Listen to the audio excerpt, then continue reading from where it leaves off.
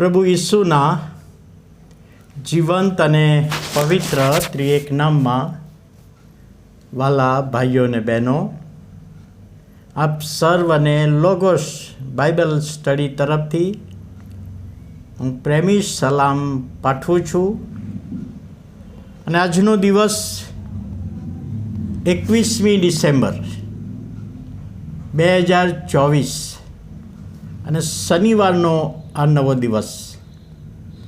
પ્રભુના નામને આપણે ધન્યવાદ આપીએ છીએ, પ્રભુના નામની સ્તુતિ કરીએ છીએ.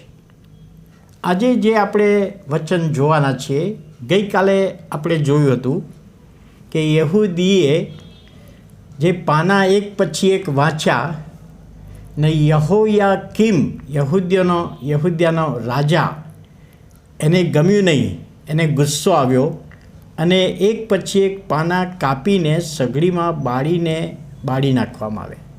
એને રિક્વેસ્ટ કરી પણ ના માન્યું. ત્યાર પછી બારૂકે બીજું એ વચન લખ્યું. એમાં પવિત્ર આત્માની પ્રેરણાથી યહોયાકીમ અને એના છોકરા યહોયાકીન એ બંને માટે પણ વચનો લખ્યા. હવે આજે આપણે જે જોવાના છે યર્મિયા પ્રબોધકનું પુસ્તક, તેનો 45મો અધ્યાય અને 5મી કલમ. યર્મિયા 45 ને 5. શું તું તારે પોતાને સારું મહત્તા શોધે છે, શોધીશ નહીં? 45મો અધ્યાય બહુ નાનો છે. યર્મિયા પ્રબોધકમાં 45મો અધ્યાય નાનો છે. અને બારૂક, જે મેં હમણાં આગળ કહ્યું એ પ્રમાણે, બારૂક જે યર્મિયા માટે લખવાનું કામ કરતો હતો, એને ઉદ્દેશીને એ અધ્યાય લખવામાં આવ્યો છે. યર્મિયાનું પુસ્તક, જે મેં એમાં કહ્યું એ પ્રમાણે, બાળી નાખવામાં આવીને બીજું લખ્યું ત્યારે યહૂદિયા પર જે ધમકી આપવામાં આવી હતી એ વચનોમાં, તેના કારણે બારૂક નિરાશ થઈ ગયો, હતાશ થઈ ગયો. કેમ આવી ધમકી? એને તો ઉચ્ચ પદવી મળવાની ઈચ્છા હતી બારૂકને, કે હું યર્મિયાની સાથે રહીને એની સાથે સેવા કરું છું તો મને ઉચ્ચ પદવી મળશે.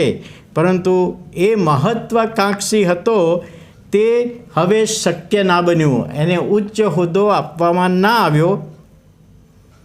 ત્યારે ઈશ્વર પાસે તે ઊભો છે.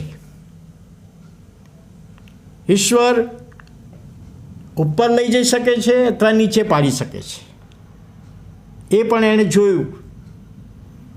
ત્યારે બારૂક જે યર્મિયાના બદલામાં લખતો હતો, એણે પોતાનો મહત્તા શોધી.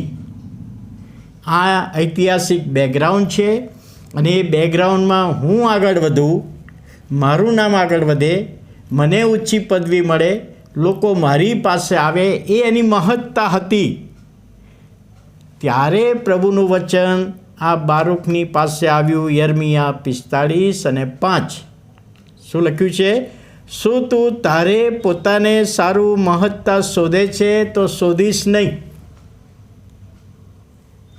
હવે પ્રભુના સેવક આ કલમનો ખુલાસો કરતાં કોઈ જગ્યાએ આવું મેં વાંચ્યું કે યહોવા બારૂકને એવું કહેવા માગતા, તું ઈશ્વરને, જીવતા ઈશ્વરને ઓળખે છે તો તારે હવે એક કામ કરવાનું, મહત્વાકાંક્ષી બનીશ નહીં.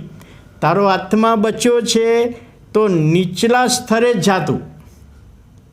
તું ઉપરની આશા ના રાખીશ, પણ નીચલા સ્તરે જા અને જઈને બીજા આત્માને તું બચાવવાને માટે પ્રયત્ન કર.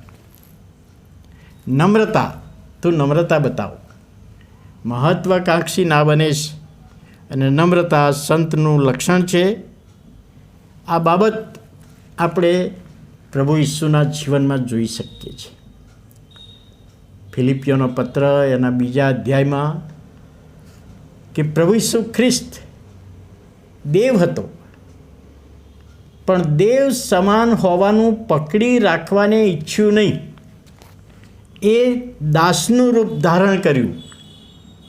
ગભાણમાં તો જન્મ્યા, મોટા થયા, શિષ્યો પસંદ કર્યા અને કહે છે દાસનું રૂપ ધારણ કરીને સેવા કરી. ને માણસનો દીકરો સેવા કરાવવાને નહીં પરંતુ સેવા કરવાને આવ્યો છે. એ એની પ્રભુ ઈસુ ખ્રિસ્તની નમ્રતા, ઊંચા હોદ્દા પર, બીજા અર્થમાં સર્વોચ્ચ નામ હતું, ઈશ્વર, સ્વર્ગમાં બિરાજમાન, સ્વર્ગનો માલિક, પણ એ બધું પડતું કર્યું, જતું કર્યું અને દાસનું રૂપ ધારણ કર્યું અને કહે છે પોતાને ખાલી કર્યો. અને ત્યાં પ્રભુનું વચન શું લખ્યું છે કે દેવે તેને ઊંચો કર્યો, વધસ્તંભ મરણ પામ્યો, કબરમાં દટાયો, ત્રીજે દિવસે ઉત્થાન પામ્યો અને જે સ્વર્ગમાંથી આવ્યા હતા એ સ્વર્ગમાં પરત ગયા અને ત્યાંથી આપણને લેવા આવવાના છે, એ આપણો વિશ્વાસ છે.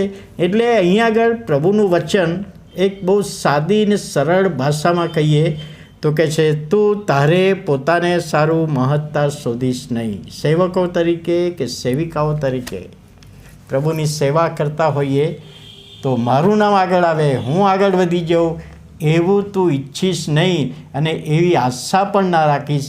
એવું પ્રભુનું વચન આ કલમમાં આપણને પણ કહેવામાં આવ્યું છે. પ્રભુ એનો આશીર્વાદ આપે. પ્રાર્થના કરીએ. વાલા પ્રભુ, અમે તમારો આભાર માનતા, તમારા પવિત્ર નામને ધન્યવાદ આપતા સ્તુતિ કરીએ છીએ. આજનું વચન જે બારૂખને આપવામાં આવ્યું ને એ વચન અમને પણ તમે આપી રહ્યા છો, ત્યારે વચનનો આશીર્વાદ આપો, દોરવણી આપો, સહાય પૂરી પાડો, સામર્થ્ય આપો, એ વિનંતી અને પ્રાર્થના અમારા ધન્ય સ્વામી ઈસુ પ્રભુના પવિત્ર નામમાં સાંભળો અને માન્ય કરો. આમીન.